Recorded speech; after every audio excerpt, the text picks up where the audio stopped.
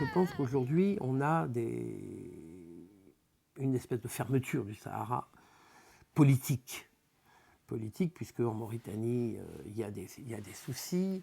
Au Niger, on a de gros soucis. Au Mali, on a de gros soucis. En Algérie, on a de gros soucis. Et je pense que la vision de l'extérieur, de l'occidental, qui, dans son imaginaire, englobe l'ensemble du désert comme une immense dune, alors que les dunes ne font que 20% de sa surface, c'est un peu la même chose. C'est une image de carte postale qui rétrécit, en finalité, les problèmes. Je pense que dans chaque pays, aujourd'hui indépendant, les problèmes sont totalement différents.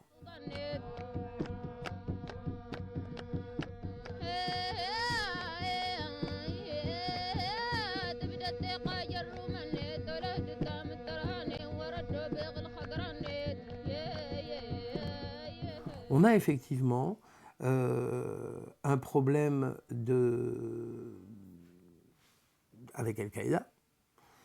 Il ne faut pas se leurrer, mais je pense que ce n'est pas le principal problème, en toute sincérité. On a des salafistes, on a effectivement des salafistes dans certaines zones. Je ne pense pas que les salafistes sont installés partout au Sahara, ce sont des petites zones. On a aussi des problèmes qui n'ont rien à voir avec les salafistes, on a des problèmes de gouvernement, de gouvernance. On a des problèmes de trafic. Le Sahara, effectivement, est devenu une zone de trafic. Et les nomades sont des transporteurs. Donc, certains nomades en profitent pour transporter. Mais, en définitive, les trafics ne sont pas nés au Sahara. Ils sont nés en Amérique du Sud. Ils sont nés sur les côtes africaines. Et ils vont vers l'Europe. Tous ces trafics, ça peut engendrer des trafics d'hommes, des trafics de cigarettes, des trafics de drogue, des trafics d'armes. Tout ça fait que, effectivement, le Sahara est parcouru en tous sens par un bon nombre de grands brigands. Mais là aussi, c'est quand même tout à fait minime. Je veux dire, on ne tombe pas tous les jours sur des trafiquants dans le désert. C'est loin de là, même. Et je dirais que ces gens-là, en général, voyagent de nuit et sont le plus discrets possible.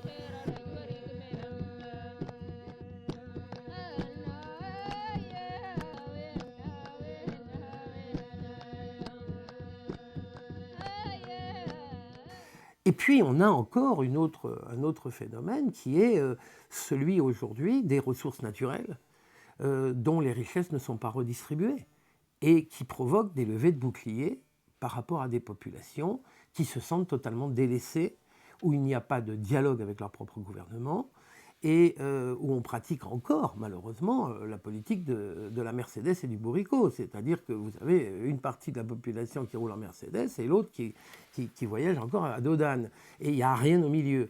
Donc une pauvreté importante, un manque d'éducation, un manque de santé, qui fait que tout ça crée des véritables rébellions.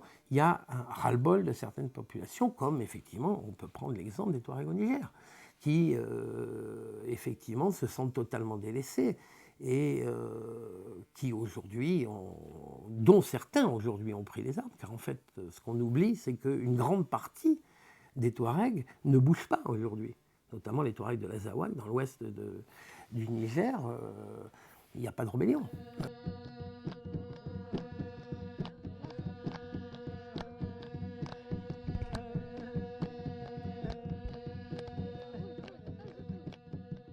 C'est certaines zones qui sont atteintes et j'espère en toute sincérité que le dialogue va s'ouvrir et qu'on va pouvoir enfin, entre gouvernement et rebelles, dialoguer, que ces problèmes de salafistes peuvent être réglés par eux-mêmes aussi, nomades, car en fin de compte, qui mieux que les nomades peuvent régler les problèmes d'insécurité dans le désert. Ils connaissent leur terrain parfaitement. Si on les encourage et si on leur donne suffisamment un niveau de vie de qualité, si on encourage ces gens à évoluer vers du positif, c'est eux-mêmes qui prendront en charge ces problèmes. Et je pense qu'on manque aujourd'hui de compréhension, on manque un petit peu d'intelligence, et je pense que beaucoup, malheureusement, de politiques ne sont pas suffisamment informés sur les cultures, sur les mentalités des gens sur place. on voit toujours, en définitive, le nomade par le petit bout de la lorgnette, et on craint le nomade, ce qui est une imbécilité. Le nomade n'est pas différent de nous, il a les mêmes problèmes que nous. Mais on le craint, parce qu'on est issu d'un monde de sédentaires.